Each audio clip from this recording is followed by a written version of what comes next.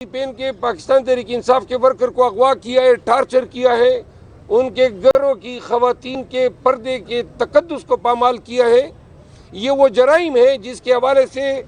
بانی چیئرمین عمران خان صاحب نے ایک کمیٹی بنائی ہے، اور عید کے فوراً بعد انشاءاللہ وہ جرائم جن کے ارتکاب تو ہوا ہے لیکن چونکہ پی ٹی آئی کے خلاف ہوا ہے اور اس پہ کوئی کارروائی نہیں ہوئی ہے، تو لہٰذا یہاں پہ ہم پشاور میں صوبے کے تمام اضلاع سے وہ متاثرہ افراد سے ریکارڈ طلب کریں گے، اور اس حوالے سے ہم عدالتوں سے رجوع کریں گے تاکہ جن پولیس افسران نے زیادتیوں یا مظالم کا ارتکاب کیا ہے ان کے خلاف قانونی چارہ جوئی ہو سکے۔ دوسری، آپ لوگ دیکھ رہے ہیں کہ آج سپریم کورٹ میں سماعت ہے، 7 رکنی بینچ اسلام آباد ہائی کورٹ کے 6 معزز جج صاحبان کی اس خط پہ سماعت کر رہے ہیں جن میں انہوں نے ایک سیکیورٹی انٹیلیجنس ایجنسی کو نامینیٹ کر کے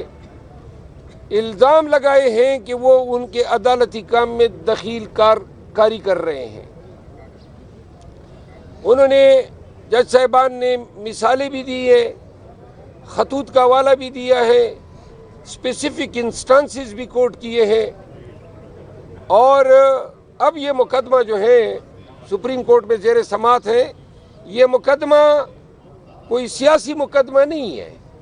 نہیں یہ کسی پارٹی کا مقدمہ ہے، یہ پاکستان کی عدالتی تاریخ میں ایک انوکھا ایک واقعہ ہوا ہے جو ایشیا میں اس کی مثال نہیں ملتی ہے، بلکہ شاید ہی دنیا کی کسی جورسڈکشن میں یہ مثال ملے کہ ہائی کورٹ کے 6 جج صاحبان جو اس ہائی کورٹ کا 90% حصہ بنتے ہیں وہ مشترکہ طور پہ اپنی حالت زار بیان کرتے ہیں۔ ہائی کورٹ جو میرے پیچھے یہ بلڈنگ آپ کو نظر آ رہی ہے، یہ اس خیبر پختونخوا کے صوبے کے تمام شہریوں کے بنیادی حقوق کے تحفظ کی ضامن ہے، اور ہم یہ دیکھ رہے ہیں کہ وہاں اسلام آباد میں جو اسلام آباد کے شہریوں کے بنیادی حقوق کے تحفظ کی ضامن لوگ ہیں، جج صاحبان ہیں، وہ اپنے بنیادی حقوق کے تحفظ کا رونا رو رہے ہیں۔ پاکستان تحریک انصاف اور پاکستان کے تمام عوام عدلیہ کی پشت پہ ہیں۔ ہم اتنا چاہتے ہیں کہ عدلیہ میں دخل کاری نہ ہو کسی قسم کی، کسی پارٹی کے حق میں نہ ہو، کسی پارٹی کے خلاف میں نہ ہو، انصاف ہو اور عدلیہ انصاف کرنے میں مکمل آزاد ہو۔ یہ ہمارے خان کا خواب بھی ہے، یہ چیرش ڈیزائر بھی ہے۔ پاکستان تحریک انصاف کی جو حقیقی آزادی کا جو نعرہ ہے یہ اس کی تعبیر بھی ہے۔ تو لہٰذا عید کے فوراً بعد اگر خان صاحب ابھی رہا نہیں ہوتے ہیں عید سے قبل، تو عید کے فوراً بعد پاکستان تحریک انصاف ملک بھر میں احتجاجی تحریک چلانے جا رہی ہے۔ احتجاجی تحریک کا شیڈول شاید ہم رمضان میں ہی اعلان کر دیں، لیکن چونکہ ضمنی الیکشن بھی آ رہے ہیں تو ان ضمنی الیکشن میں بھی ہم مکمل پارٹیسپیٹ کریں گے، بالخصوص پنجاب میں جہاں جہاں ضمنی الیکشن ہوں گے وہاں ہم جا کے کمپین بھی کریں گے اور جلسے بھی کریں گے۔ آخری بات یہ ہے کہ ہمارا مینڈیٹ چوری کیا ہے، اور مینڈیٹ ہی صرف چوری نہیں کیا، انہوں نے ہم سے ریزرو سیٹ بھی چھین لیے، ہمارا انتخابی نشان بھی چھینا، ہماری پارٹی کی شناخت بھی ہم سے چھینی، اور جب ہم نے سنی اتحاد کونسل کی شناخت اپنا لی تو کل اسپیکر صاحب نے کہا کہ آپ کو سنی اتحاد کونسل کی شناخت بھی نہیں دیتے ہیں۔ تو لہٰذا پاکستانیوں یہ روپ آپ دیکھ لیں پی ایم ایل این کا، یہ ان کی پارلیمانی سیاست ہے، یہ ان کی جمہوریت کے دعوے ہیں، یعنی کہ اپوزیشن سے ان کو یہ بھی گوارا نہیں ہے کہ ہمارا کوئی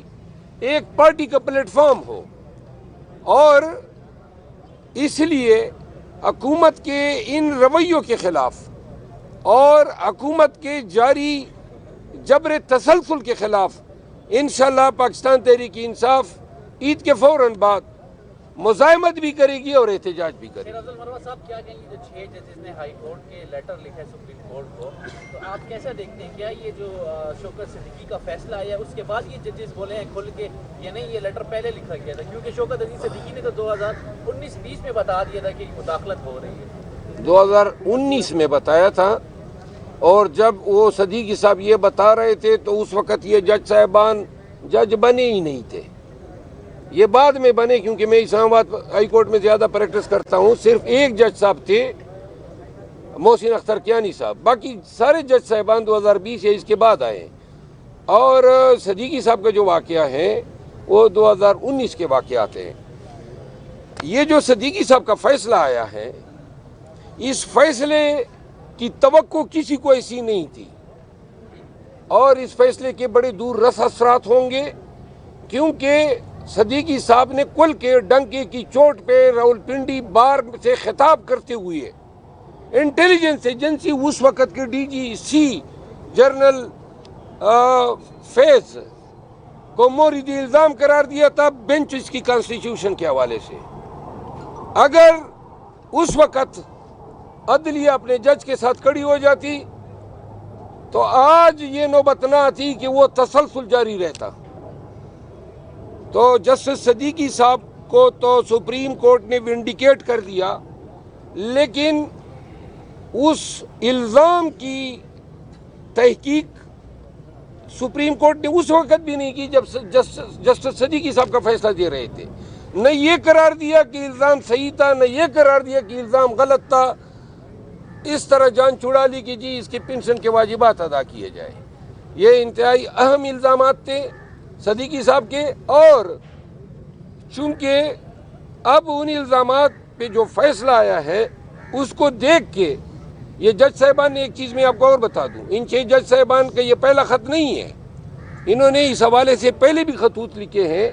یہ پہلے بندیال صاحب کے پاس گئے، موجودہ چیف جسٹس صاحب قاضی فائز عیسیٰ صاحب کے پاس گئے، اور اسلام آباد ہائی کورٹ کے چیف جسٹس عامر فاروق صاحب کے پاس کئی دفعہ گئے، اور انہوں نے تمام تحریری دستاویزوں کا حوالہ اپنے لیٹر میں دیا ہے۔ اچھا یہ بتائیں سر کہ ضمنی انتخابات سنی اتحاد سے لڑ رہے یا پی ٹی آئی اپنی پلیٹ فارم سے؟ سنی اتحاد کونسل سے۔ شیر افضل صاحب یہ بتائیں کہ آپ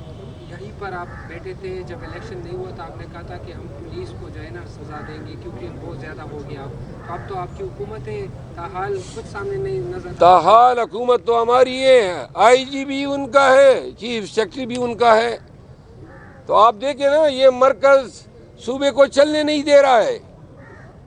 یہ آئی جی جس کو جیل کی سلاخوں کے پیچھے ہونا چاہیے، جس نے پورے صوبے سے حیا اور غیرت چھینی ہے، جس نے پورے صوبے میں ڈاکو راج کو فروغ دیا ہے، اور جس نے پورے صوبے میں خیبر پختونخوا کے بنیادی جو ہمارے روایات تھے ان کو تار تار کیا ہے، جنہوں نے یک کے بعد ہزاروں جرائم کا ارتکاب کیا ہے، ابھی تک آئی جی بیٹھا ہوا ہے۔ تو لہٰذا مرکز کی